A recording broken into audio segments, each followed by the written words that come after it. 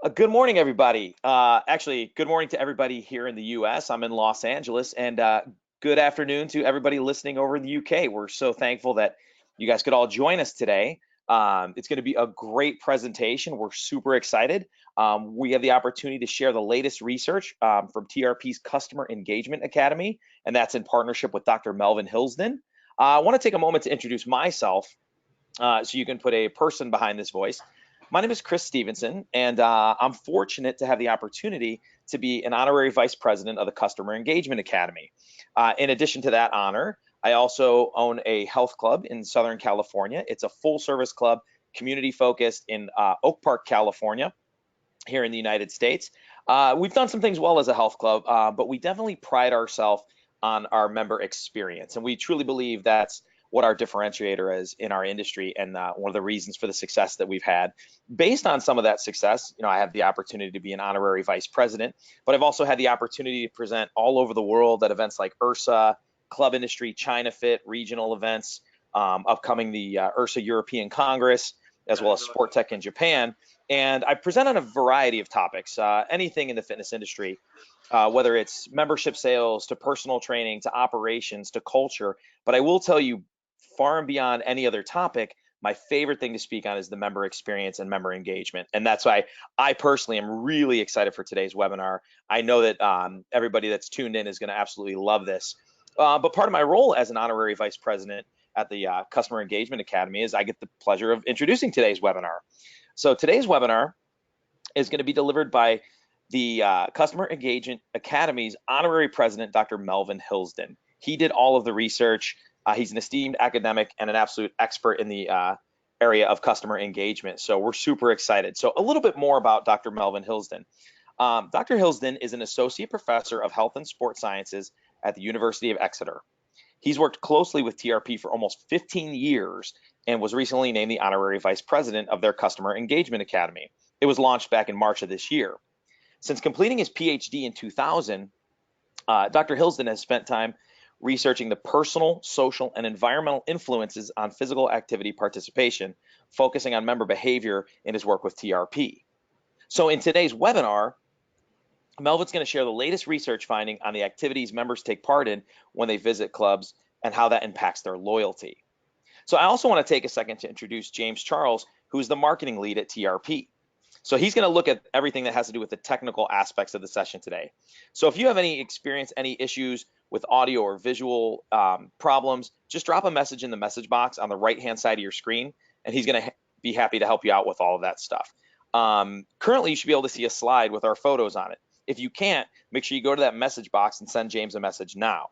At the end of the presentation, James is going to host a Q&A. So write down questions as we go through this. And at the end, again, James, Dr. Hillsdon, and myself will answer those questions for you. So again, we're about sharing information. This is going to be absolutely incredible. So please write down the questions and make sure that you share them at the end. So without any further ado, I'm going to pass you over to Melvyn, who's going to take you through all of the latest research findings. Thank you very much, Chris, and hello to everybody. Thanks very much for joining us in the launch of this new research. So we're going to talk about the relationship between the reasons that members give for making a visit to their club, their attendance, so how frequently they turn up at their clubs, and how these two factors are related to a measure of loyalty, which is the Net Promoter Score, which I've no doubt you're all familiar with. But if you're not, crudely, it's people's rating of how likely they are to recommend your business to somebody else. And it's a very good correlate of the success of any business. So let's think about what we did. So we asked over 9,000 members about their usual reason for attending their club. And we also asked them to give us their Net Promoter Score, which is on a scale of 0 to 10. You can see that this slide that the mean age of all the members participating was around 41 years. Just over half were female, and again, just about half had been members for less than 12 months, and half had been members for longer than that. Just over 2/3 of members visit their clubs on average less than once a week, or the equivalent of once a week or less. At the point that they filled in this questionnaire, about 44% of members were club promoters and a quarter were detractors. So these numbers basically say these group of members were very typical of the industry in the UK. They look like ordinary members. They vary according to age, gender, length of membership, and visit frequency. So there's nothing unusual about the group of members who responded to us. So one of the questions we asked them, as I said, was the usual reasons that they visited their club. And in this slide, you can see all the things we asked them in the big circle in the middle. So these were the response options they could tick.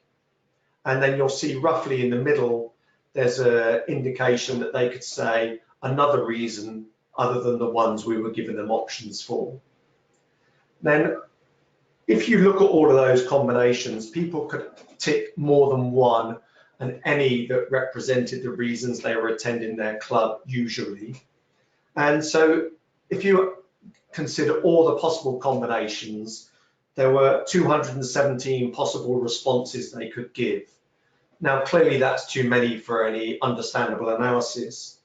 So we grouped all the common combinations that people gave, and they're in the blue circles on the outside.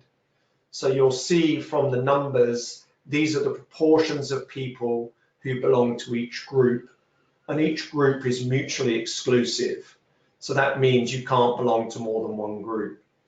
So you'll see here that the two most popular combinations are going to the gym alone, so no other reason for attending, or going to the gym in combination with a group exercise.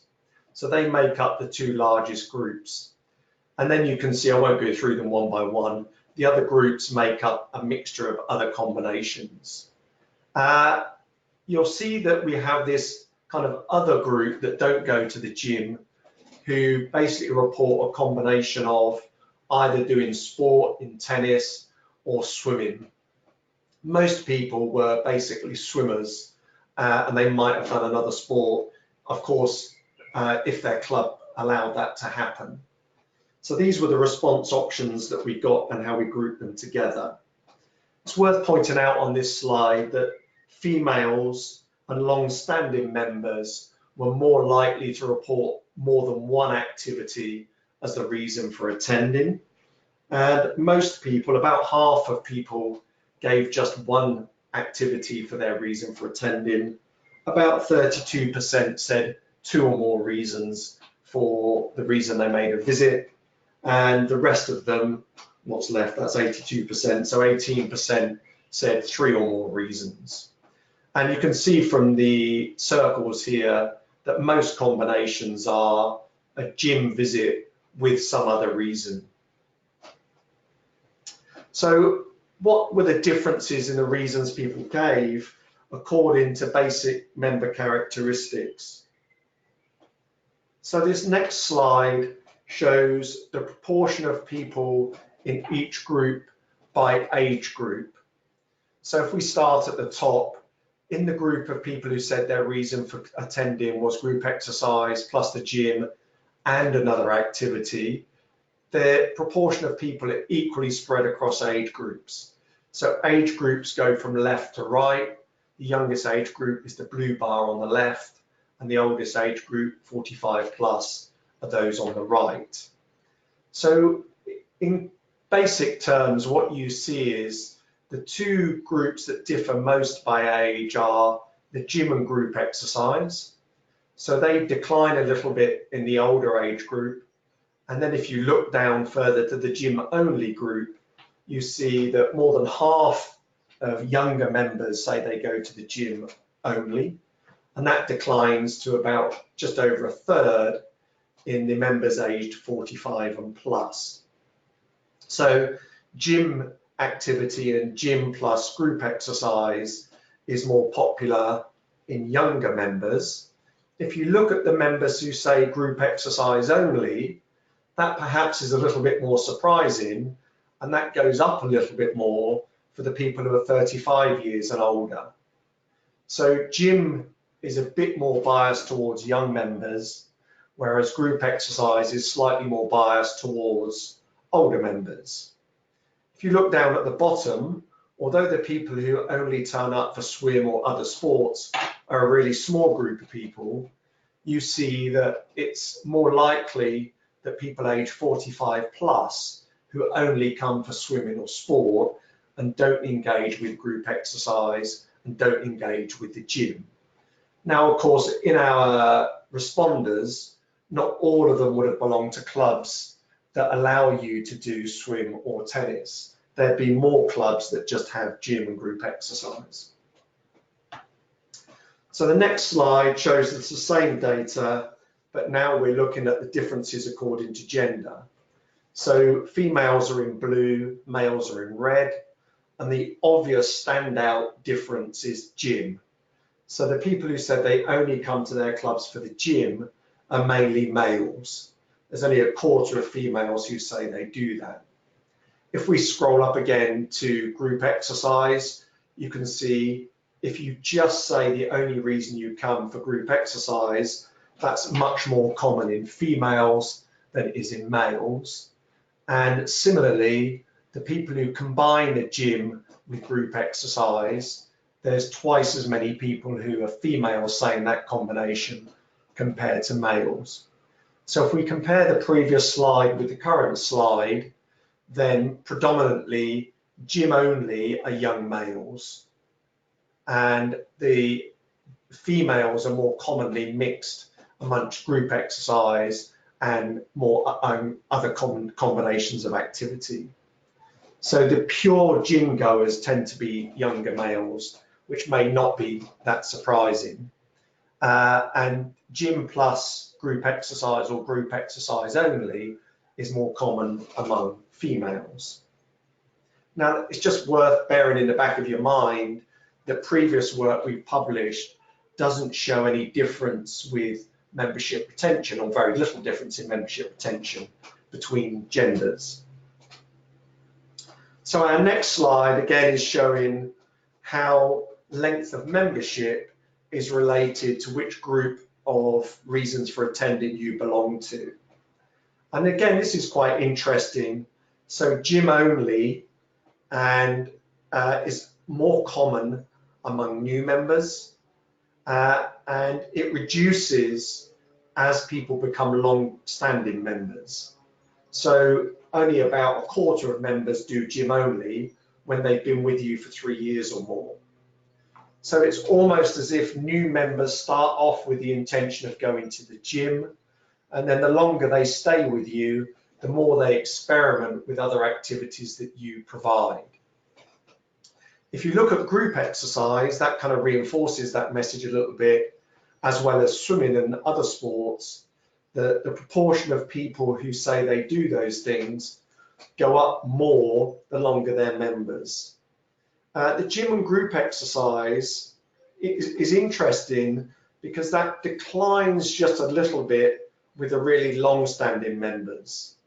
And it looks, if you look at group exercise, that the really long-standing members, so 3 years plus, tend to migrate back to group exercise the longer they are members.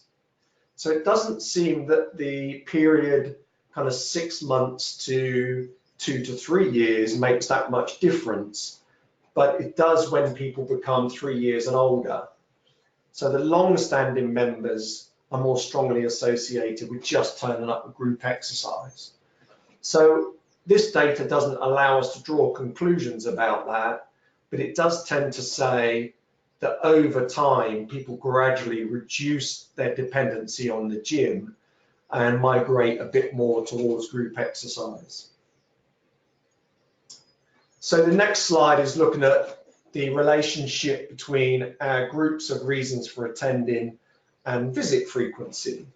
So this is saying, what's the proportion of people who belong to each reason for attending according to their visit frequency? So the first one to look at is the gym plus group exercise people. So more of the high frequency attenders belong to that group. So 61% of the 3 times a week or more members say they do a combination of group gym plus group exercise. So if you look across all of these, attendance is higher in people who say they do either group exercise or group with some other activity. The lowest levels of frequent attendance are seen in the swimmers and the sports players, and the gym only people, there's a greater proportion of those in the kind of middling attendances. So that's again something for us to think about, that the more people or more activities that people engage in, the more likely they are to attend a bit more frequently. So of course, what we're now interested in is whether there's a relationship between the reasons people attend and the likelihood that they are promoters of our business. So first of all, we're going to look at the proportion of promoters according to which group of reasons for attendance they belong to, and then looking at whether there's any difference in genders. So first of all, what you can see is that the members who report attending for gym and group exercise, irrespective of their gender, are more likely to be promoters. So this is the last but one set of bars. So over half of the people who are gym and group exercise members say that they are promoters, so they're promoting your business. And it doesn't seem to make a lot of difference whether or not that they're males or females. So if we then move across to the gym only people, then now we see a little bit of a difference. So it looks like the gym only females are a bit more satisfied and therefore promote our business more compared to gym only males. It's worth reminding ourselves at this point that gym only males tend to be a bit younger, and that might have something to do with it. So the people who go to group exercise only, slight difference, and this might surprise you a little bit. So males who are group only exercise visitors, they are slightly more likely to be promoters than females, but the difference is marginal. Again, if you look at the people who are group exercisers, who also say they do group exercise plus some other activity, again, it's the males who are slightly more likely to be promoters. If you go back to the left and look at the gym plus another activity, it swaps over again. So it does seem as if, interestingly, females are a little bit more satisfied with their gym experience and are more likely to promote us than group exercisers, and it's the group exercisers who are males that are more likely to be promoters. Overall, the swimmers, the tennis, and the other sport people who don't do gym or group exercise, looks like they are overall less likely to be promoters. So it's something about their experience which is less good for them than going to the gym or participating in group exercise. So we're now looking at the same data. So I'll ignore the overall effects now and look for differences in age. So if we go with the swimmers and the tennis players again, so the dissatisfaction seems to be lower in the people who are 45 plus. So it's the least happy people are the young members who go swimming, and the older members who go swimming are a bit more satisfied and are more likely to promote us. So it's quite tricky here to say what it is because we don't have the data to answer that. But certainly we should be a little bit concerned about what's going on with young swimmers and why they're dissatisfied with their experience. If we move along one, the gym only people, interestingly, it's the younger members who are more likely to be promoters. It then dips down a bit in the 25-year-olds and goes up a little bit again. So there's something different about the experience of young gym members, and again, remember they're most likely to be males, that they're happy with, that we're not achieving with the, I guess for want of a better term, the more middle-aged members. If we go to the next group, the gym plus some other activity, we see exactly the same trend. that the younger members and the oldest members look most satisfied, and this middle-aged group are least satisfied and less likely to be promoters. In the group-only exercises, slight switch. So we're the 25 to 34-year-olds are most happy. And of course, we know they like group exercise, and it dips down a bit in the people who are 45 plus.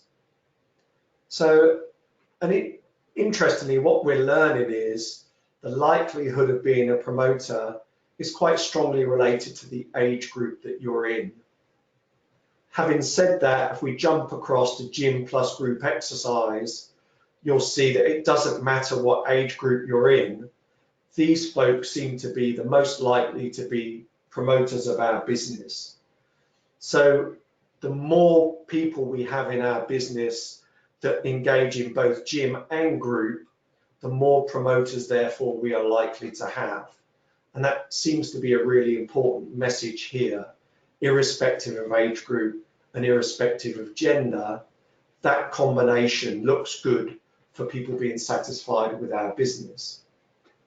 So in this very small group of people at the end who do group exercise plus gym and do a whole range of other things, there's a little bit of an age group effect, but it's not that big. But for some reason, this combination of people isn't quite as happy as just during group exercise. And it may be that in this group, this final group, by definition, there's some swimmers in there. And for some reason, it's the swimmers who drag this average down. So the next slide again now shows us exactly the same data, but now we're looking at what happens if across length of membership. And I'm just going to pull out one observation for you here. If you look across all the groups, the probability of being a promoter declines with length of membership. So it doesn't really matter what people are coming for, but there's a decrease in their satisfaction with the length of membership. So we need to think hard about that, and that's something we may entertain as a bit of a discussion at the end, is why is it that the longer people are members, whatever they're turning up for, they tend to become a bit less satisfied. And that gradient is kind of fairly consistent across groups. So new members are generally most likely to be promoters of your business. As they become more socialized into your business, they become less satisfied. And maybe what they expect from your business goes up the longer they're a member. So the more loyal they become because they've stayed with you for a long time, maybe their expectations are either more specific or they change over time and they set the bar higher. So the final thing we want to think about is the relationship between the reasons that people attend, their visit frequency, and the probability of being a promoter. So the reason I pose this question is, one possibility is that the reasons that people attend and the relationship between promotion may purely be to do with the visit frequency. So because people attend more frequently when they do some activities than others, it may simply be the frequency of attendance that is related to being a promoter or not, rather than the reason they're there. So we want to check that out in this next slide. So what you're looking at is the relationship between being a promoter. So the vertical axis on the left-hand side, which is reflecting the height of the bars, tells you the proportion of people who are promoters. So then the blue bars at the front, they are telling you the relationship between being a promoter and the reason for attendance in the less than once a week people. And then as you go backwards within each group, this tells you within each group for reason for attendance, what the level of attendance actually is. So how often do people turn up? So if you simply look across from front to back, you see a general trend which says a higher level of attendance is associated with being a promoter. So if you get people to turn up more often in your business, then they are more likely to be a promoter of your business. And that's a kind of circular argument, because you kind of guess, well, if people like what you offer, the experience is good, they'll turn up more, and therefore they're more likely to tell their friends that you're a good business to be a part of. And so you see that pretty much across all the reasons for attendance. So every reason people turn up for being at your club, the more often they do that, then the more likely they are to be a promoter. However, there are differences according to the reason that they are there. If you look at the group that says gym and group exercise, and look at the blue bar, so this is the last but one bar in the front. So what it's showing you is that 51% of the gym and group exercise members who turn up less than once a week are still promoters. So the people who are gym and group exercise people, more than half of them are still promoters, even if they don't turn up very often. If you then look across to the gym only members, so that's the second set of bars, and look at the yellow bar at the back. For some reason, hang on, it's purple on your screen, sorry. I've got an extra screen I'm looking at. So if you look at the purple at the back, that is the gym members who turn up 3 times a week. So 42% of those people are promoters. So the proportion of people who promote your club to other people, 42% of them are gym only goers who turn up 3 times a week. So that's less people than the gym plus group exercisers who turn up less than once a week.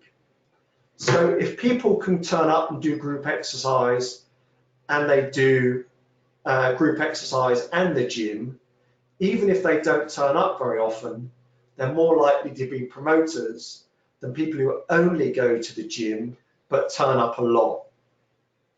So what that tells us about this data is that there's an independent relationship between the reason for attendance and being a promoter. So that says, irrespective of what reason you turn up, how often you turn up, the reason you attend is related to being a promoter. But it also tells us that irrespective of the reason you turn up, if you can get people to do the thing that they like more often, that also increases the probability that people are a promoter. So if you want to max out on how many promoters you've got, you want them to be gym users who also entertain group exercise, but turn up quite often. So if we can get more people to be gym and group exercisers and turn up more often, you will maximize the number of people who are promoters. But it's just worth noting that there seems to be something exceptional about people who go to the gym and combine that with group exercise, and their likelihood of being a promoter, irrespective of how often they turn up. So if you were being strategic, you'd focus on getting more members to do Group X plus the gym first. Once you'd crack that, then you'd try and increase frequency of attendance. So if we go to our summary then, this is basically reinforcing the messages I've been trying to convey. So we want to encourage members to engage in as many aspects of the club as possible, and definitely to include Group X. So the more things that people do, especially if they include Group X, the more likely they are to promote your club to other people. So gym goers who also do Group X are 28% more likely to promote your club to other people compared to gym-only members, irrespective of how often they turn up. So that means we both need to increase the frequency of attendance, but also increase the frequency of attendance in people who are group exercisers. Now, we need to do something with these long-standing members who reduce the probability that they're a promoter over time. We need to do something to make their visits a good experience, even though they've been there a long time. And maybe what we do is take our eye off the board a little bit with people who always turn up. We kind of go, well, you know, those guys are always there. We don't really have to try very hard to keep them as members. But inadvertently, we might be damaging our business, because even though those members hang around for a while, they may not be promoting as many new members as they might do if they were having a good experience themselves. So that's something to think about. And my message here is we want to make every visit count for even the long-standing members as well. Now, although they're not a big group of people, clearly if you do have a pool in your facility, there's something about swimmers that we're not satisfying. They're much less likely to recommend our club to other people. And you haven't seen this data, or you may have read earlier reports that we've done, but when we've reported about how much members complain about our clubs, we also found it was the swimmers that moaned the most. They complain the most about our facilities. So we need to kind of figure out what is it about swimmers. And bearing in mind, swimmers are a bit likely to be longer standing members and a bit more likely to be older members. There's something about their experience that they're not enjoying that means they want to sell our business to other people. So hopefully you found that interesting. Maybe it's provoked some questions, but I see some really nice messages for what our business should be doing going forward to increase the proportion of people who are promoting our business to other and potentially new members. Thanks very much, and we're open to questions now. Thanks, Melvyn. Yeah, Chris will join us again for any questions. I'd just like to echo Melvyn's point there of how tangible and implementable those takeaways are. I think that's always really good when something so clear comes out of the research. We had one question come in, which I'll just find again now. I'm working with my system. So there's a question about the data, Melvyn.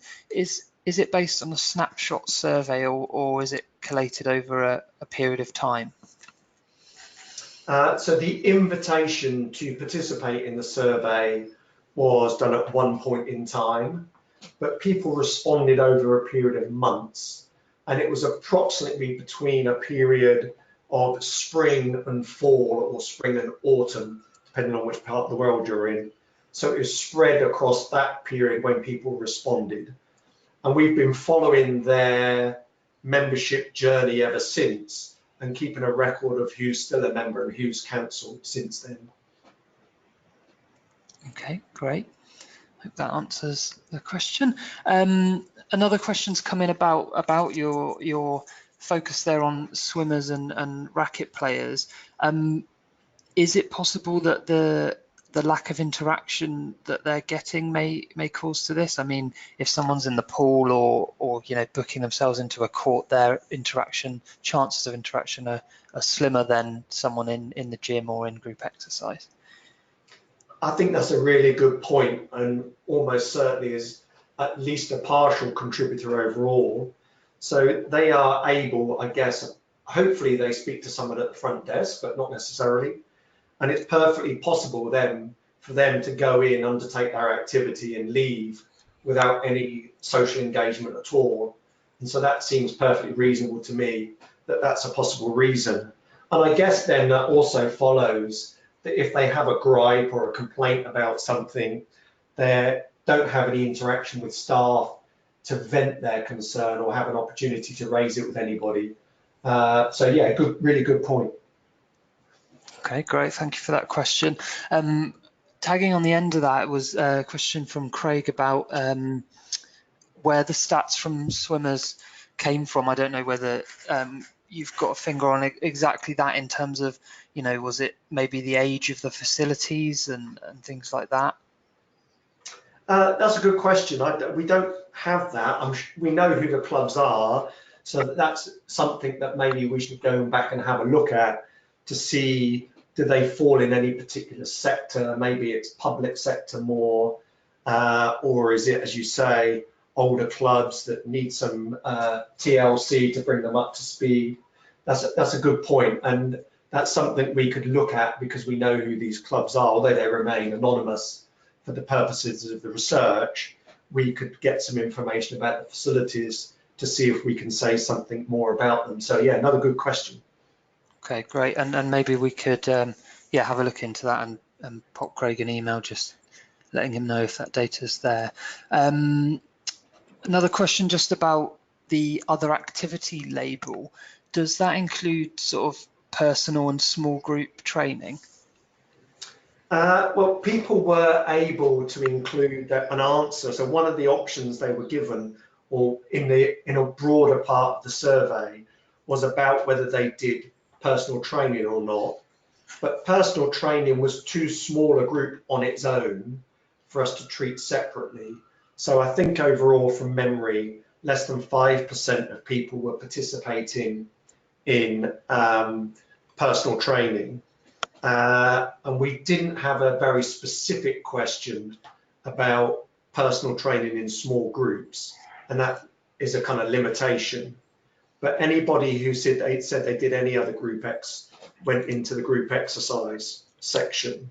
So we included people who did spinning classes, for example, in group exercise. But the PT people, we didn't treat separately. Okay. Have I covered that? I think so. They wouldn't be covered under other activity. They'd either be in group exercise or PT. In gym, yes. In gym, okay.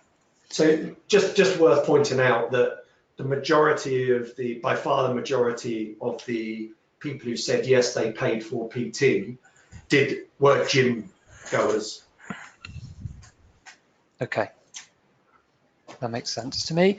And then, back to the swimmers again, and maybe a suggestion of there's factors in the swimming pool such as pools are often closed or under maintenance and things like that. Whether the timing of our surveys may have been at those moments in time where you catch those swimmers when they're a little disgruntled that they don't have access and things like that, maybe. Yeah, maybe. I guess that I'd say less likely, given the survey was done over April to September. Mm-hmm. And you'd hope that if you were a business, bearing in mind that's the summer for most countries, that where we've got this data from, that clubs will be sensible enough not to close or do maintenance on their facilities in the hotter months when most people try and go swimming. But it's a possibility. My personal thought about this is it's really hard to satisfy swimmers, because in the group of people who say they like to come for swimming, you're going to have recreational and family swimmers who don't want to plow up and down in lanes, but they get irritated by people who do want to go up and down in lanes. People who want to go up and down in lanes want to go at a particular speed personal to them, and they hate people who get in their way. They hate people being in the so-called fast lane who are going too slow. The people who pick the slow lane hate people who are going too fast in the slow lane. And whatever you do in your pool, you're just going to irritate people. And it's hard to keep them satisfied. And you don't get that problem in the gym, and you don't get that problem in group exercise. If you've got somebody who's going a bit slow in group exercise, the class doesn't have to slow down to satisfy them. And likewise in the gym, people are spread out and they're not influenced by the activities that much of other people. So maybe it's one of those really difficult tasks, unless you've got 5 or 6 pools for different people, they're a really hard group to satisfy. Yeah, that's a good point.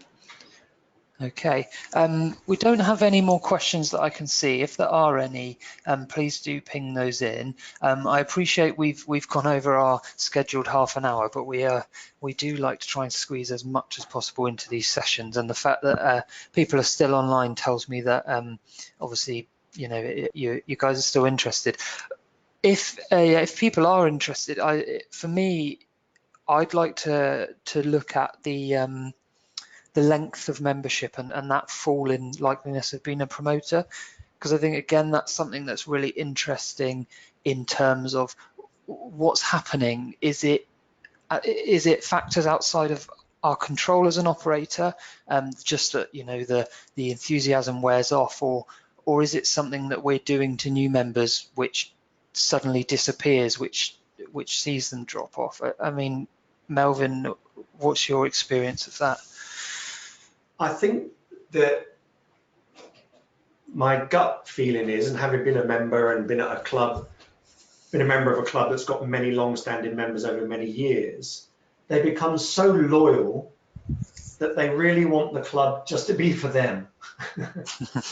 They feel a sense of ownership almost, because they have this really strong belonging, and therefore they're very sensitive to any small changes that happen into their club that make it not the club that they want. So you might be thinking, look, what I need to do to keep the club fresh is change this, change that. And these guys who've been there a long, long time, they love it just the way it is. And of course, they get very personal about things that they like about your business. And maybe it's just, again, a really difficult thing to keep them happy over time. But I think because they're so loyal, we might be at risk of taking them for granted a bit and thinking, you know, they're these guys that will just stay forever. We didn't have to worry about looking after them. And that's probably true for them as a personal member. They love what you do and they will keep paying. So you probably won't lose them imminently. But of course, they do talk about your club to other people. And if they're not promoters, then of course, they might well be detractors and not saying good things. So you're definitely going to hang on to them because they just don't like the competition, and whatever they moan about, they still like coming. But they may be doing you a disservice externally and putting people off who may otherwise like coming to you, maybe a new member in your club. So we need to figure out something about them. And again, going back to some old research we did, we asked people about every time they visit, what are the hassles they experience that they don't like? And we used a term called uplifts. What nice things happen to them which they like and are positive and they'd like more of? And again, it was the long-standing members who reported more hassles, things that irritated them. And they tended to be infrastructure things, like the towels are not quite as nice, or the changing rooms are not quite as clean. I have to queue for the kit when I didn't used to. The kit's more broken down than it used to be, etc. And maybe because they're long-standing members, again, they notice and care about those things more than people who've just joined. So that's just my initial thoughts. Okay, and I mean, for me, in terms of what you can do as an operator for that, I'd say keeping that conversation going with these people, making sure you're listening to them and giving them the interaction. And so if there is any disdain, then you're sort of hearing it, hopefully, before it goes outside, and maybe you can then deal with that. Chris, are you still on the line? Is there anything that you'd like to share about your kind of member journey and what you do from sort of join date into longer term membership? Sure. And by the way, this Dr. Hillsdon, this was awesome. I mean, we had mentioned before we even went live with the webinar, the power of real data. We make a lot of assumptions as owners, and I always talk with my leadership team and I talk about feel versus real. And it's very easy to say, oh, I feel like members are happy this way, or I feel like this is good. But when you have the data, it makes everything real. And when you operating using real data, you make better decisions and you can implement better programming. But one thing that I found really fascinating, and I had seen some data before, but this really quantified it, was the importance of getting people involved in group exercise. Obviously, that's massively important. So I know at our facility, from the day a member joins, we use very specific strategies to get people involved in that group exercise program. And it's everything from training our instructors to come in before their class, help check people in and invite them to take class, to setting up class buddies. So you have members that are real, your members that really love that group exercise program. And we actually give them, and they feel important as members and say, hey, you want to be a group X buddy? So if we've got a new member who's on the fence or we think might be interested, we pair them up. Now they've got somebody to take class with. So we have a bunch of strategies like that to really push people into that group exercise programming. So again, taking that data, knowing, wow, that's how important it is, then creating strategies on your own that you find effective to get more people involved. But I presented a while ago, a few years ago, I believe it was at URSA, and it was just really interesting because it was on retention, and I called the presentation diversified member engagement. And that's exactly what Melvyn was talking about. If you can get people to come to your facility for more than one reason, the data shows they're going to stay longer and they're going to be promoters. So, getting people involved in small group training, personal training, group exercise, and then aside from that, overall engagement levels. Are you giving everybody a warm welcome, a fond farewell? Are you using names 100% of the time? Are you on the floor engaging? When you receive the data and the feedback or anything negative, are you engaging with that member and creating a dialogue to then make them happy? So I think all those things are super important, but I loved it. For me, today was awesome because it confirmed that we're doing some things right. And it also gave me a whole new world of opportunity going, wow, we got to do more of this, get more people into that. I thought this was brilliant today. Great, thanks, Chris. Just final point about that, which is a bit contradictory, that if you notice one of my earlier slides, as people stay with us and are longer standing members, they migrate towards Group X. And we know Group X increases the probability of being a promoter, especially if you go to the gym as well. And yet we still have these long-standing members being the ones that tend to be less likely to be promoters. Right. So maybe we need to understand something about long-standing group exercises. Yeah. Maybe it's them. And I think part of it, long-standing group X is, and you kind of mentioned this before, Dr. Hillsdon, we sort of take things for granted. I think even as group exercise instructors, right, you call them your regulars, and they may not get as much attention as the people that come in. And that's why I think continually training your group X staff to make sure that you are interacting with every single person in your class, giving them that extra special moment, no matter, because we always treat the brand new people better. That's like what happens. Right? Oh, you're new.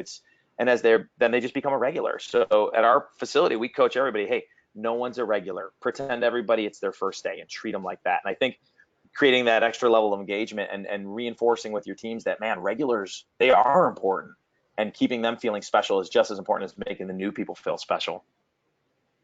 I always like the image that irrespective of your religious beliefs or not, if you watch programs or even just movies, etc., that involves a church service, the priest is always outside before everybody else and shakes the hand of everybody that's leaving the church. And effectively, they've been engaged in a group activity. And the organist normally strikes up, plays some music to allow the priest to get out before everyone else. Maybe there's a lesson there for group exercise teachers to figure out some way of finishing the class, but means they get to the door before everybody else, so that they can thank everyone for attending and shake the hand or greet everybody on the way out and say thanks for coming, so that everyone gets spoken to. I don't know. No, I think you're right on with that. We do that in two different ways. Like you said, it's the same thing. You go to the back door and everybody gets a high five or a special one-on-one interaction with the instructor. And we also tell our instructor, we remind them, and this is a sort of a visual that we use, but we said, listen, there's one of you, and let's say you have a big class and you've got 50 attendees. So even though there's one of you and 50 people, each one of those 50 came for one person, and that's you. So you make it your goal to have one unique interaction during the class, and then either get to the back door, like you said, and you're high-fiving, great job, bumping knuckles at the end, or sometimes we'll bring everybody in the center of the room and do a big group, super energetic sort of cheer at the end. So that priest analogy was fantastic, because that's exactly what we try to do to make sure that everybody leaves feeling like, even though it was a group, I was important and I had one unique experience in that class. I like that. Great, thank you guys. And yeah, so we've had the research there and then some. Hopefully everyone's enjoyed today's session. There's the challenge. Challenge your group exercise instructors to be able to finish the session and get out before anyone else has. They can say bye to them. This session has been recorded, so we'll put that online at some point in the next few days, possibly into next week. As a thank you for attending today's session, we will send you most probably tomorrow morning a copy of the latest report hot off the press. I finished the tweaks to Melvyn's work, setting it into a PDF this afternoon, so you'll get that. And we'll hold that back from going public to give you guys the opportunity to have another read through and share that. I think, Melvyn, on the next slide, there's just some contact details. If you've got any extra questions, if you'd like to speak about implementing any of this stuff, ping us an email, info@trpcm.com. We'll be happy to help, answer your questions. We can pass them on to Melvyn, pass them on to Chris, and those guys are always more than happy to help as well. So thanks again to Chris Stevenson. Thanks again to Dr. Melvyn Hillsdon, and thank you all for joining us today.